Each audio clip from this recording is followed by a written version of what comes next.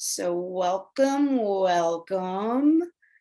If I don't already know you, my name is Lisa Bermudez, and this is an essential oils for winter well-being and balance class.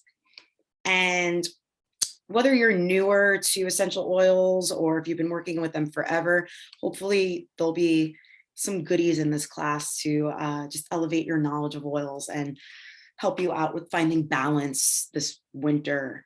So by winter too, I mean, this is more focused on the colder climates. So if I'm in New York right now, if you're like in Australia and experiencing like a deep heat wave, some of the stuff is not going to really be relevant to you. So this is more the winter well-being and balance where it's snow, the weather might be kind of wet, there might be this really heaviness to the weather. We're working with this sort of climate. All right. And I'm going to start off with this beautiful quote that I really love this quote. And if you've taken an intro to essential oils class with me or any other essential oils class, I usually start it with this quote. So you may have heard it before.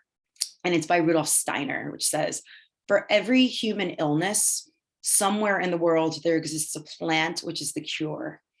I believe that there is a healing potential locked inside plants, which is integral with their evolution.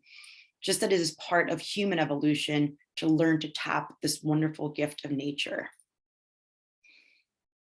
And just some stuff that we'll be going through in this class. We'll be talking about what essential oils actually are, the three main ways to use them, essential oils for winter, so specific oils, maybe even specific blends, diffuser blends, different blends to put in your diffuser, and also individual oils that I recommend. And then some little do-it-yourself winter recipes and projects. So we'll be talking about a chest rub, definitely some hair care stuff as well, and some stuff to even eat and drink. All right, what are essential oils? Some of you may already be familiar with oils, but essential oils are extracted volatile aromatic compounds that are found in the leaves, the flowers, the bark, the stems, the roots, the resins of plants, and then the peels of citrus fruits.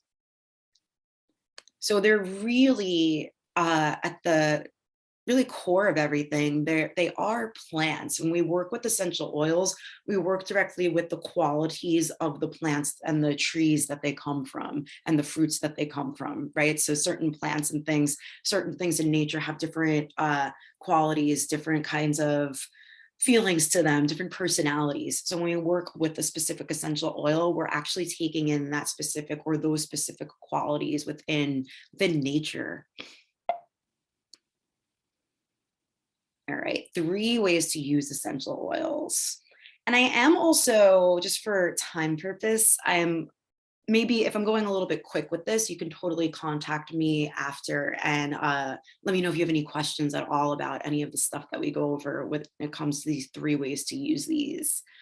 So the 3 main ways to use essential oils are aromatically, topically, and internally. So aromatically, that might be the way that you maybe already know to use essential oils, right? We smell them. There's something that we definitely can inhale. You think about diffusers, you might think about them mixed in with different carrier oils and being put on your body, and you're smelling them that way. You might have had an experience, or you might already be working with oils where you drop a few drops of oil into your palms, rub the palms together, and then inhale that way.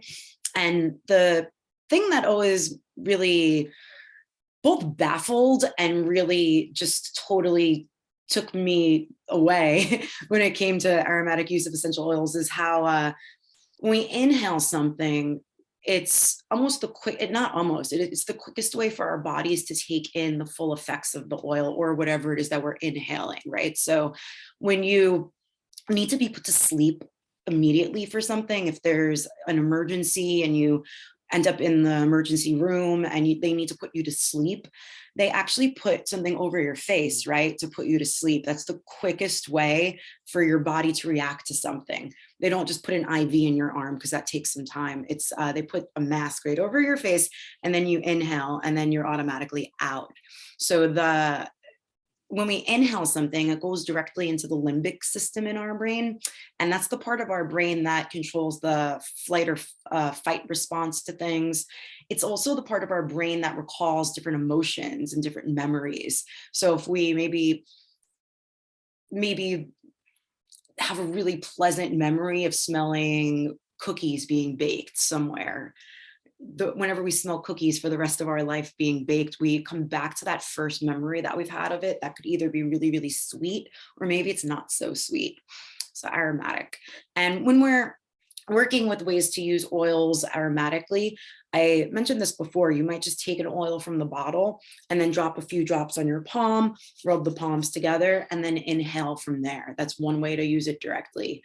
You can also diffuse the oils too, right? You can put them in a diffuser, fill the diffuser with some water, and then run the diffuser, and that automatically goes into your home, the air all around you.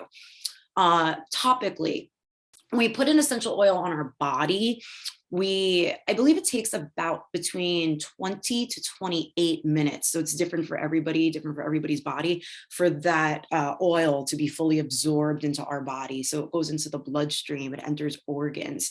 It's actually being really used in this medicinal way, both aromatically as well too, and topically. It goes directly into our blood flow, into our bloodstream.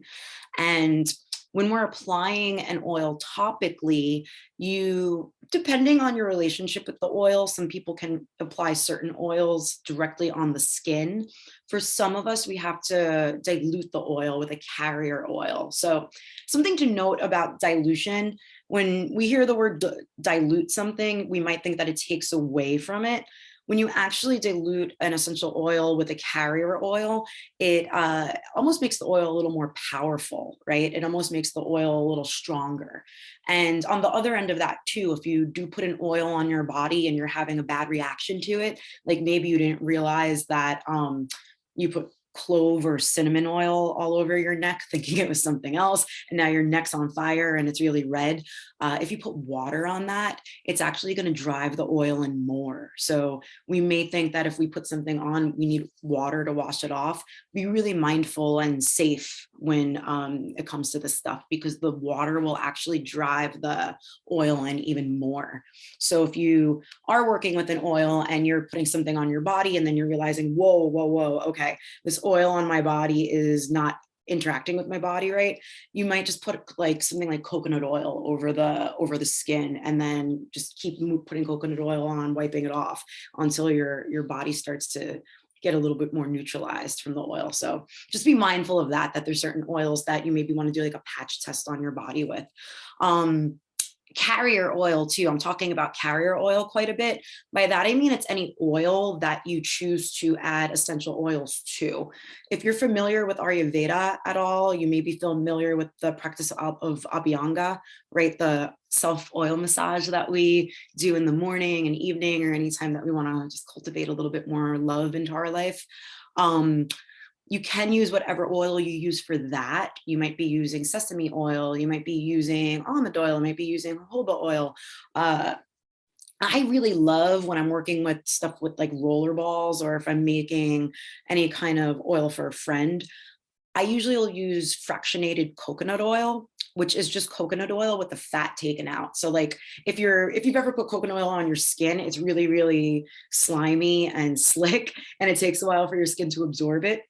If you don't love that feeling, getting fractionated coconut oil, it's also, I think, called MTC oil in the store. If you get that, that's the same thing, and your body just absorbs the oil a little bit better. So topical application, anytime we put the oil on our body. And remember, our skin is our biggest organ, right? So whenever we put something on our body, our skin absorbs it right away. All right, and then internally. So you can take certain oils internally. You can either put them in a veggie cap, put a few drops in a veggie cap and swallow that with some water, or you can take a few drops of essential oil and put it right underneath your tongue. And when we're working with oils internally, make sure that the quality of the oils that you're using are actually good quality oils, right? You may be getting your oils from somewhere that you fully trust. They might be food grade. Maybe the research behind them said that, yep, you could put them in your food, you could put them in your water, you could put them under your tongue. You could take them in a veggie cap. Make sure that whatever oil, essential oil you're working with, if you are ingesting it, make sure that that oil is made to be taken internally, right? You don't want to grab an oil that's off like a discount shelf at a discount store. You don't know where it came from. The ingredient list isn't on there. There's no science behind it. You don't want to take that oil ever and internally take it. Just really be mindful about the oils that you use and where they come from, right? At the end of this, I'll just talk a bit about the oils I use and why and where you can get them if you choose to. Alrighty, and now oils for winter. And again, I'm talking about winter based out of, I'm in New York right now, and it is the end of January. It's cold. It's really like heavy here. It's kind of getting moist. It's cold, it's freezing too. Everything's icy. Everything feels kind of lonely sometimes. It's that kind of mood, that kind of vibe when I say winter. If you're in a place like Australia right now, this specific class won't quite apply to you. All right, so winter qualities tend to be damp, cold, and heavy. And this is, if you study Ayurveda at all, you might be familiar with this already. This is really kapha season. So winter, midwinter, right into spring. It might even be a little bit more on, depending on where you're at too, you might even be experiencing, and what time of winter you're in, you might even be experiencing some vata qualities as well. So you might be feeling like that loneliness again. You might be feeling really spacey. You might be feeling ungrounded. And that's totally common to be feeling in the winter. And in Ayurveda, if you are familiar with it, or if you're not, we say that like attracts like and opposites balance. So to find balance in the winter, we'd want to find the opposite of damp, cold, and heavy. So some oils that, and the list of these oils too they're very warming. They're really grounding. Some of them are, I'll talk a little bit about some that aren't also, that you may just want to be aware of. But when we work with diffusing oils, make sure you like the smell of it before you put it in your diffuser. Definitely open the bottle, give it a little sniff. And if it's something that really makes you feel good, if you feel like, whoa, I suddenly feel grounded, or wow, I suddenly feel X, Y, and Z, and you want to cultivate more of that, go ahead and add it to your diffuser. But any of these oils that are listed here, you can certainly be using around this time. So you might diffuse tea tree, lemon, and oregano all together. And I don't have the number of drops that I recommend, just because there's certain diffusers are bigger than others. I don't really know what one you might be using. You can also play around with what scent works for you. So you might just do like 3 drops of something or 2 drops of another, and really play with these and just see what it is that calls to you. Wild orange, clove, cinnamon, eucalyptus, and rosemary. This specific blend, I am partnered with doTERRA, and they have a blend called On Guard that has all of these oils already in the blend in the bottle. So you can definitely check that out. You can also, if you use any other brand of oils, just gather all of these that you see right here, and then add those to your diffuser. The specific blend too is, I believe it's the same blend that the thieves used to use during the plague, right? They used to put all these oils in a handkerchief or something, and then put them over their face, go into people's homes, and then steal things, not get sick, and continue doing that. So it's that very specific blend. It's a very powerful blend. Peppermint, frankincense, and lemon is another really sweet blend. And then laurel, eucalyptus, peppermint, tea tree, lemon, and cardamom. So with doTERRA, that's actually the Breathe blend. If you're not using that specific brand or that specific line, you can definitely take all of these different oils and put them in your diffuser. On the other end of this, most of these are pretty grounding. The clove, the cinnamon, all of the oils that you might be putting in like your tea right now or your drinks, those oils for sure will be really grounding and warming right now. Something like peppermint, if you're diffusing peppermint, or if you're just smelling peppermint, peppermint can be really ungrounding, right? If you're feeling really frenetic and your thoughts are everywhere, you might not choose peppermint. On the other end of that, though, if you're feeling like you're stuck, like you can't get off your couch, or if you're lacking movement, both physical movement and movement of maybe processing things, like maybe you're stuck in an emotion or really stuck somewhere on a thought or an idea and you can't get through it, peppermint will help you get through that. But again, if you're feeling like you've got 1,000 thoughts going on and you're ungrounded, peppermint is not for you. All right, and now getting into some of these little recipes. So this one's a really sweet one. It's a chest rub, and you can use this anytime that you're recovering from, or if you feel like you've got a cough coming on, if you're working with any kind of congestion, this is really, really a helpful chest rub for that. It's kind of like I grew up, I don't know, my mom used to always put this really toxic cream on me all the time with this really strong menthol scent. And I remember it being really, really helpful for me at the time. But now looking back into what that was like in like the 80s and the ingredients that were in it and how those ingredients have not changed. These are things we certainly don't want to be putting on our bodies now that we have awareness of what's actually in some of the bigger products. And if you have kids too, or if you work with anybody that's really trying to remove toxic products from their home, this chest rub can replace some of the more toxic options that you might see in the stores. So you'll get a 2-ounce jar and fill it with coconut oil. This is actual coconut oil that solidifies, because it's nice to have something that's solid just to put on the chest and have that turn into have it liquefy as you're massaging it in.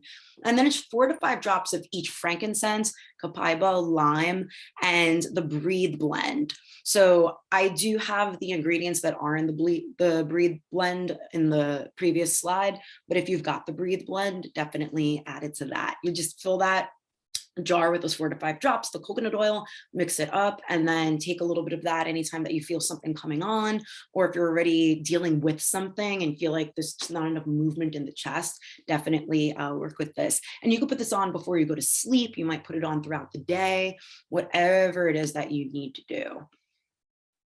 All right, thyroid support. So if you're not familiar with what your thyroid actually does, definitely do some research on the thyroid. It's just so interesting. It's really interesting what the role of the thyroid in our body and with our immune system. So it's just so important. It's something that we want to support and something that we really want to nurture. So if you want to just work with boosting immunity or really understanding certain or rebalancing certain emotions and things like that, this thyroid support can be really powerful. And again, if you're not too familiar with what the thyroid does, go down that Google rabbit hole of it, because it's such a beautiful, it'll be a beautiful, beautiful research project for sure. But in a 10 millimeter roller bottle, you'll add 8 drops of lemongrass, clove, frankincense, and myrrh. And then you'll top that off with a carrier oil. So with the roller bottle, I definitely recommend that fractionated coconut oil. And again, fractionated coconut oil is just coconut oil with the fat taken out. And then you can roll that up and down your spine, the thyroid area, or the bottoms of your feet. The spine is sort of like the control center for our nervous system. So when we actually put oil on our spine, we're really, really nurturing our whole entire being, our whole entire nervous system. Your thyroid area is right at the throat. And then the bottoms of the feet, we talk quite a bit about using oils on the bottoms of the feet, because the bottoms of the feet have some of the biggest pores in our body. So when we put oils on the bottoms of the feet, they get absorbed really, really quickly, and it's really medicinal. On a more fun side, there's peppermint hot cocoa. So you can take 1 to 2 drops of peppermint and just add it to your hot chocolate, whether you're using cocoa or cacao, whatever you're using, and really mix it up and just bless and enjoy. When you do work with essential oils in the food or drinks that you're putting them in, if you're not already familiar with this fact, it's 1 drop of peppermint oil is equivalent to like 22 or 23 cups of peppermint tea. So they're extremely potent. These oils are very, very powerful. So you might not think 1 drop will do anything, but it's really doing quite a bit. I've ruined my hot chocolate by putting too much peppermint in it. So 1 drop is fine for me, maybe 2 drops, but if you go beyond that, it's gonna start to taste a little bit, the peppermints will just override the taste of the chocolate. Hair growth. So this has been coming up quite a bit lately during this cold, flu, and virus season that we're going through. Pretty often, clients and just friends of mine have been saying that their hair has been falling out when they've been recovering from certain things.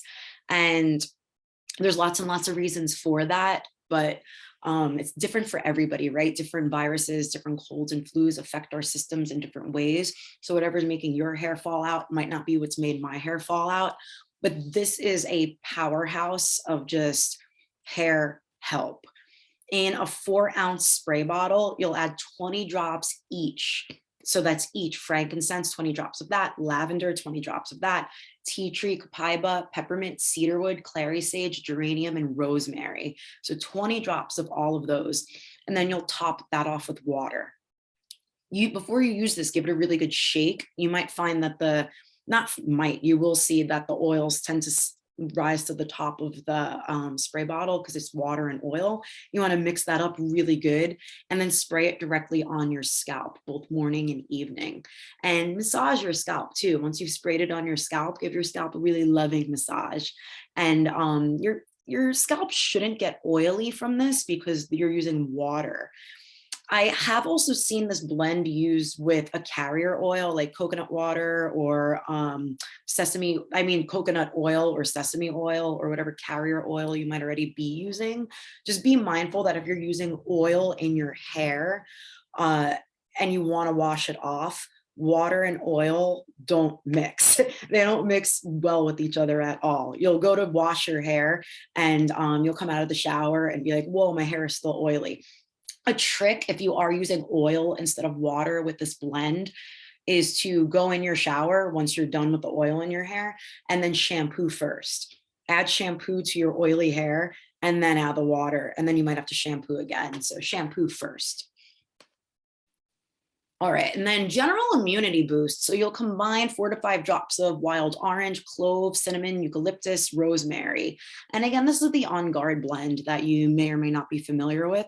And then in a carrier oil or roller bottle, apply to the chest, neck, and bottoms of feet daily.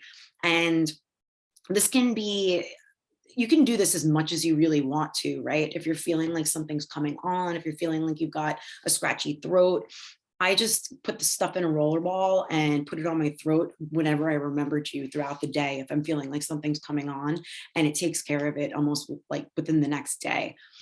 During cold and flu season or anytime the seasons are changing, I will put this on the bottoms of my feet every single night.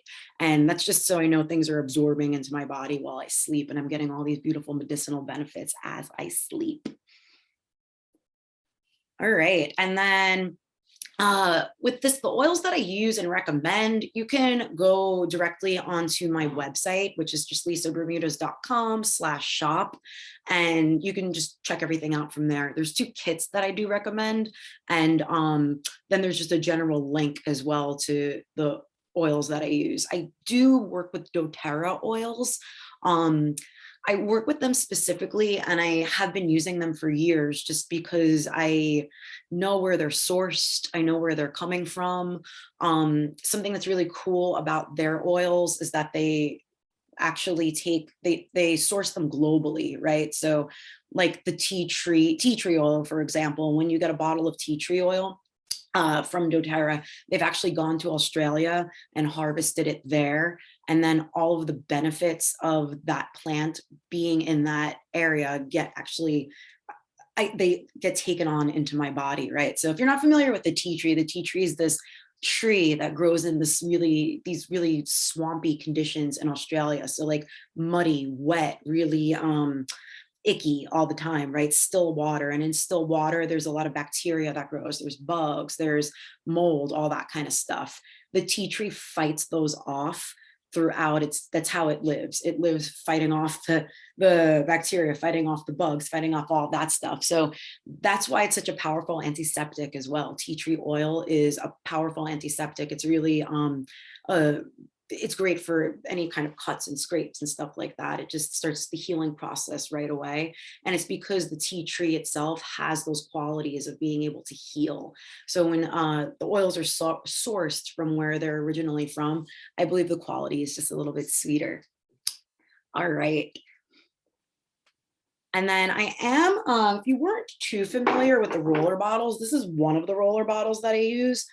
You basically just pop this top off. It's easy for that to come off.